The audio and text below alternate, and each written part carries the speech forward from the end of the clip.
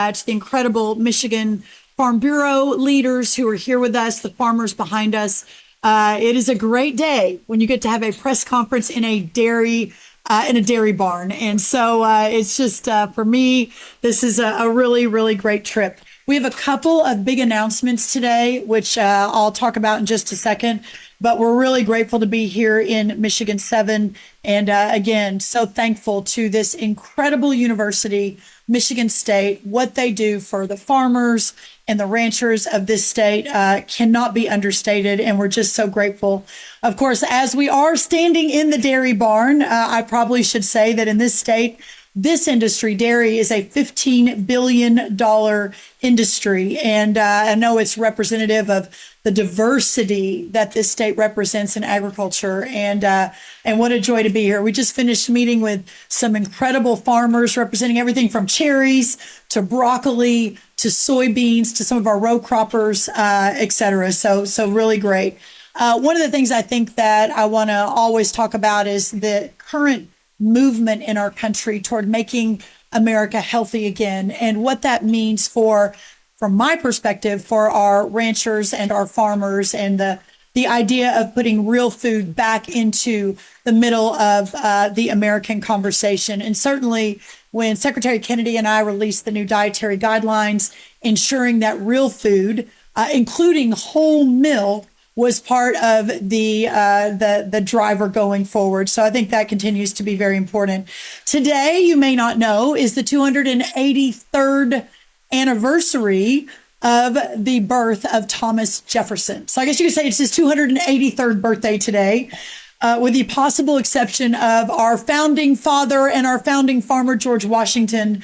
There's perhaps no one who has talked more and done more for farming and for agriculture and for rural America than Thomas Jefferson. And so it's cool that today is his birthday, April 13th.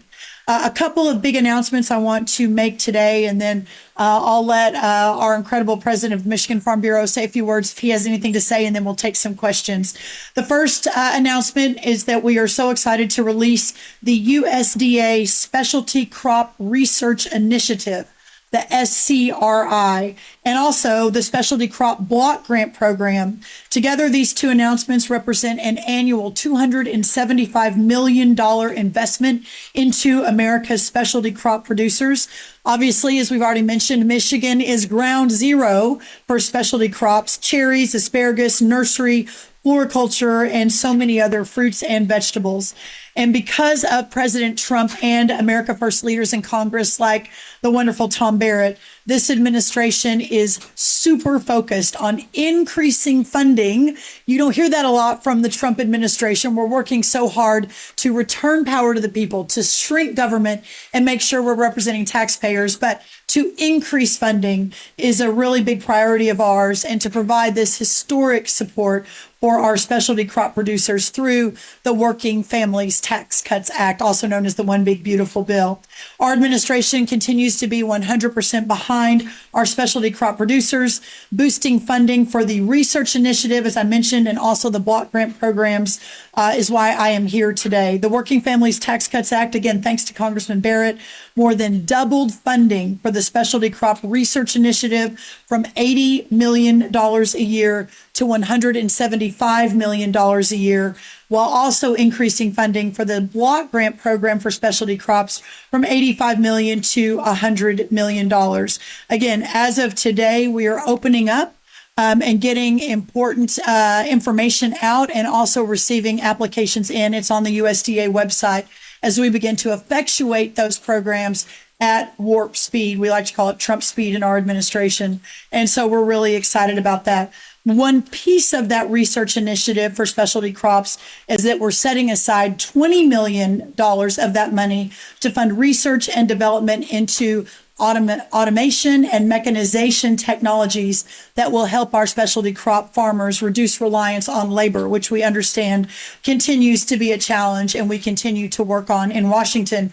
One good bit of news that I know our specialty crop farmers are tracking is that in the last year, we did change the rule on adverse effect wage rate, which has caused a decrease of more than 30% of the hourly wage that our farmers are having to pay through the H-2A program. In fact, it's expected to save about $2 billion for our farmers that use the H-2A program. It's a massive, massive savings, and we're really grateful. I had one of our great farmers I met earlier said they're beginning to use the H-2A program for the first time this year because of that change, and obviously that's a really big deal for us.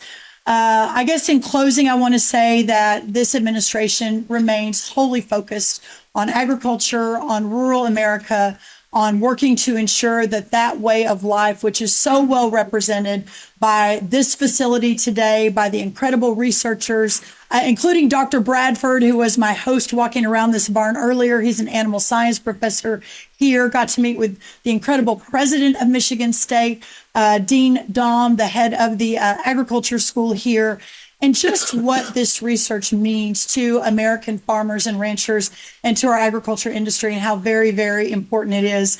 As we finished the roundtable earlier with the farmers, my first question and my first statement is never, don't feel like you need to thank me. I'm not here to get thanks. We've worked really hard the last year. We have a lot more work we need to do. But what I really want to hear is what your biggest challenge is, or your biggest first, second, and third challenge is, what your priorities are. And so to hear from those farmers just a minute ago was really encouraging to me, but also instructive of how much work we have left to do. But we will continue. We are a 7-day-a-week operation at the U.S. Department of Agriculture in Washington. We have the best team on the ground, but none of it is possible without partnering with our great farmers and ranchers represented in Michigan by this wonderful cherry farmer, Ben, beside me. And Ben, if you have a couple words, and then we'll open it up for questions. Sure. Thank you. Sure. Thank you, Secretary. Today is a great day for Michigan agriculture. Michigan farmers are eternally proud of the crops that we grow, the livestock that we raise, and the food that we provide to families across the country. But when we're able to host a national leader like Secretary Brooke Rollins and Congressman Tom Barrett to show off the exciting things that are happening on Michigan farms, it's just a great day for Michigan farmers. It's also worth noting that this is an important location to host this tour. The work that's done here on Michigan State University's campus through research investments from USDA and our federal government provided advancements that our farmers are implementing on the ground to continue to provide safe, abundant, affordable, and nutritious food for all consumers to enjoy. Farmers are proud of the work that we do. We're resilient, and we love the land that we get to care for. We appreciate the partnership through the USDA and Secretary Rollins coming here to see all the great things that are happening in Michigan agriculture. Wow, that was excellent. I didn't even tell him he was speaking, y'all. That was very impressive for a cherry farmer. I love it. All right, we're happy to take any questions. Yes. And please introduce yourself as well. Thank you, guys. Really good evening, everybody in Lansing here. I just wanted to ask, so we heard from a few of us here, heard from a farmer from Shiawassee County this morning and a different professor about how he's dealing with the high nitrogen fertilizer prices that are being caused by the blockades of the Strait of Hormuz in relation to the conflict in Iran. Obviously, we just heard, I think, a few minutes ago I got this from the Wall Street Journal, that the U.S. Navy has just begun its full blockade of the Strait.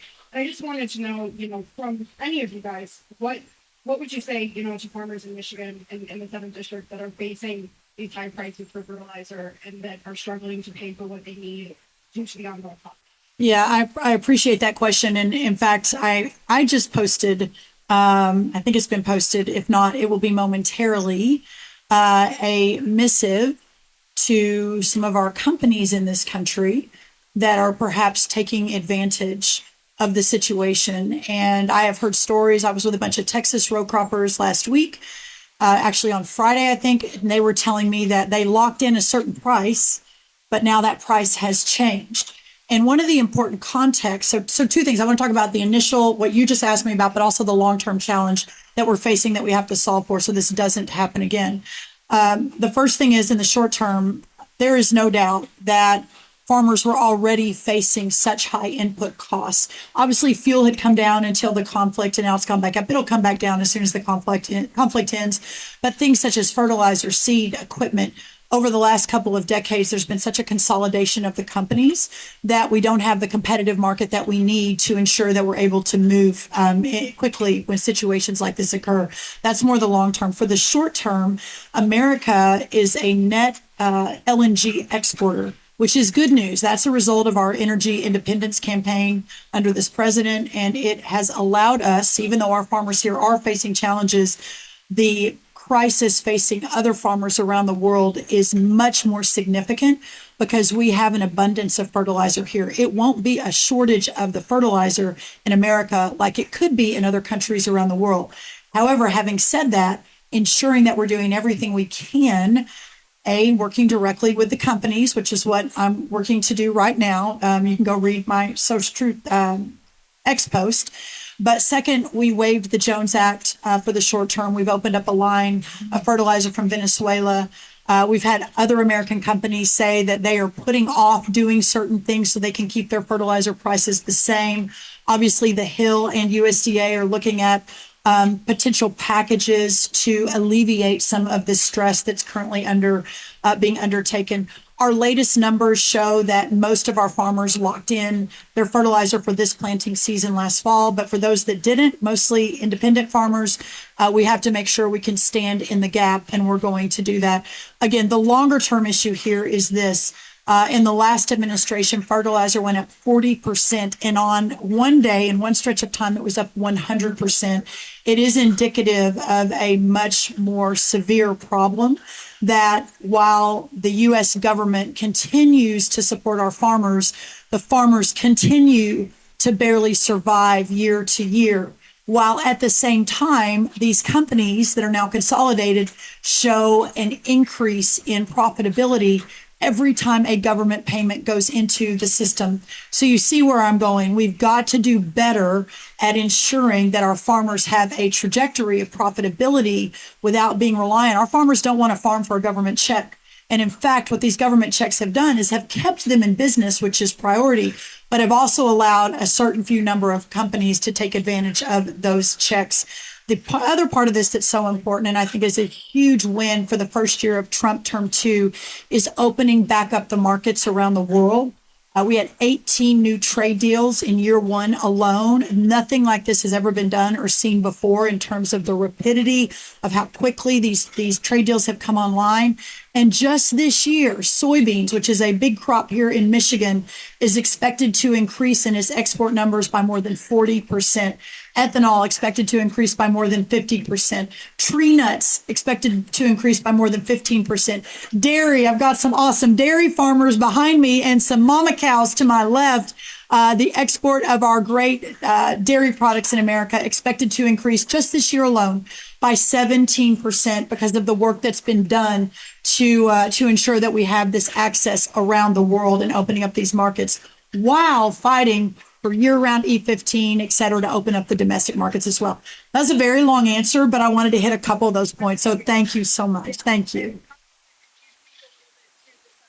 Well, I hope you don't expect me to recite everything the secretary just covered.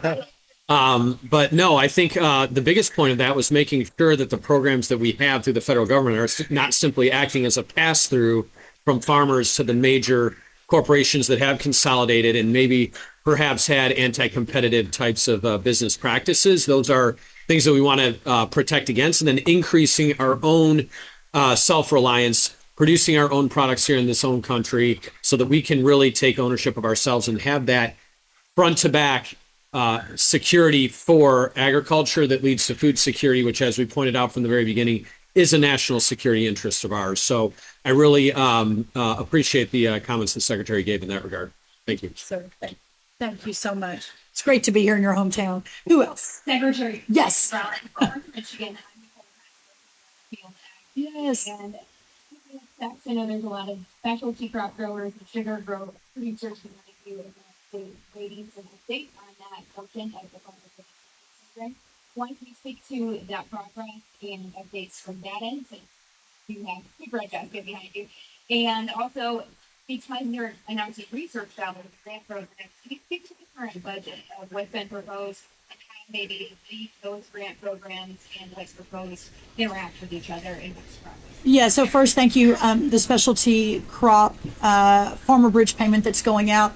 It's interesting. We had closed the window for those to apply a few weeks ago, and then got word from, in fact, some of your Michigan leaders that a lot of the specialty crop farmers in Michigan didn't have the right information. They weren't able to get the info in. And, you know, we never were trying so hard to be more efficient and faster in moving this money out quicker. But the last thing I want to do is leave any of our farmers on the sidelines because they didn't have the right information or the time to get in. So last week we announced an extended 4-week period that hopefully allows all of our farm bureaus, our secretaries of ag in each of the state to get back in touch with their specialty crop farmers and say they have extended the deadline. Please get your information in so we can move this money out. Now, I also want to say that it is not lost on me that this bridge payment only covers between 20 and 30% of the loss. There is still a significant amount of loss that has been experienced by our farmers this last year and the years prior. And so working with the Hill, which they're looking at an additional aid package and working to push that through, the president has been unequivocal in his support behind that. So that's the first question. The second question on the budget, and my first hearing on this, which is always fun, will be Thursday morning. I'll head to DC after this trip. Thursday morning to discuss and defend the president's budget. There's been a lot in the media about how our administration we've cut research.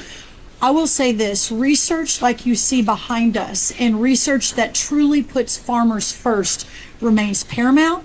It has not been cut. If it has, I've asked all these farmers in this Michigan State community and others to let me know. We will ensure it remains a priority.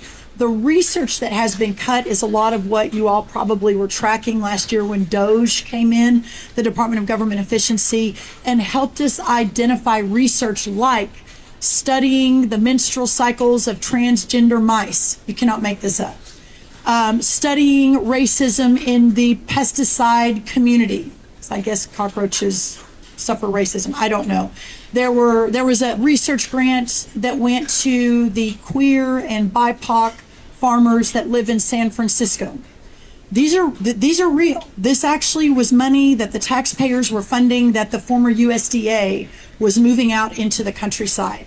We absolutely have cut those funds, but instead we've moved a lot of that focus, and that was one of my top priorities coming into USDA, was putting our farmers and ranchers first and setting aside any social justice agenda that was focused on things that had nothing to do with agriculture. So that's how I'd answer that. More to come on that as we move into the hearing on Thursday, and we'll be going into more details.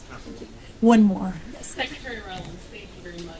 What are your thoughts on the president's proposed budget cuts to USDA, and particularly eliminating some programs like agribility that helps really vulnerable farmers?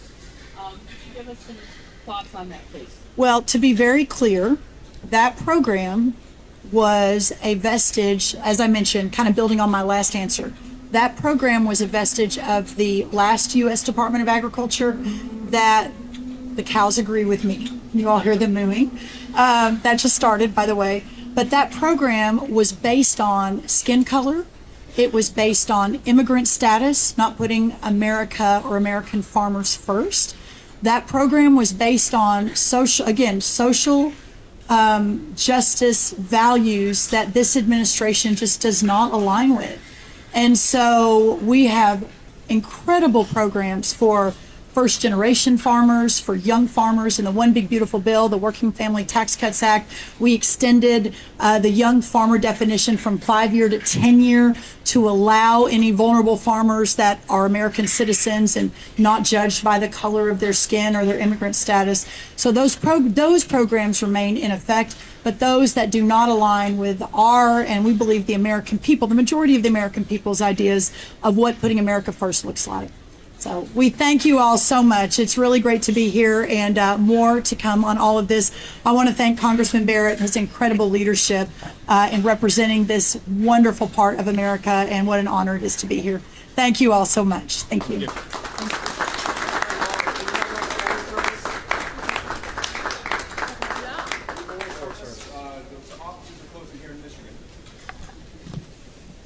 So I don't have those talking points in front of me, but let me tell you this. The misinformation in the media, there is no closing of the Forest Service. We are moving it out of Washington, D.C. We are re-headquartering it in Salt Lake City, where it can be closer to the forest that it actually serves and the people that those forests serve, most importantly. We have spent about a year ensuring that while we're reorganizing the U.S. Department of Agriculture, there is no reason to have thousands upon thousands of people based in Washington when you are the USDA. You're representing agriculture, you're representing rural America, and you're representing the forest. And so for anyone that digs a little bit deeper, we have a lot of information online. I'm not aware of any quote offices we're closing in Michigan. In the Upper Peninsula, in the Keweenaw Peninsula, are going to be reassigned to potentially offices on the East Coast, is what we're hearing. That's incorrect. There is no one in the Upper Peninsula of Michigan that's getting reassigned to the East Coast. There's an office that's closing in Hilton, Michigan. So any offices that are closing, I don't have that one in front of me, but any offices that are closing, it's usually because they are, the rent is way too high and there's so much work that needs to be done. And so we consolidated offices. USDA has 4,500 offices in America. 4,500. That is an incredible number. Now, most of those, I'd say probably a super majority of those are important and necessary, especially as we're interacting with farmers. But ensuring that, again, the U.S. Forest Service is there to serve the people that use the forest, to manage the timber, to ensure that we can control our wildfires. By the way, last year, one of the hottest seasons on record, we had the best result for wildfires that we've had in decades. And there's a lot of policy reasons behind that I don't have time to get into. But as we're looking to close certain offices, it is not to relocate people to the East Coast. What I will do is follow up directly so that I can give you a full and robust answer on the specific office that you're talking about. So Alec, you'll make sure that we can be in touch, and we'll make sure we share that with you guys too. Okay, thank you for the chance to talk about that. Thank you, everybody. Have a great day. Thank you.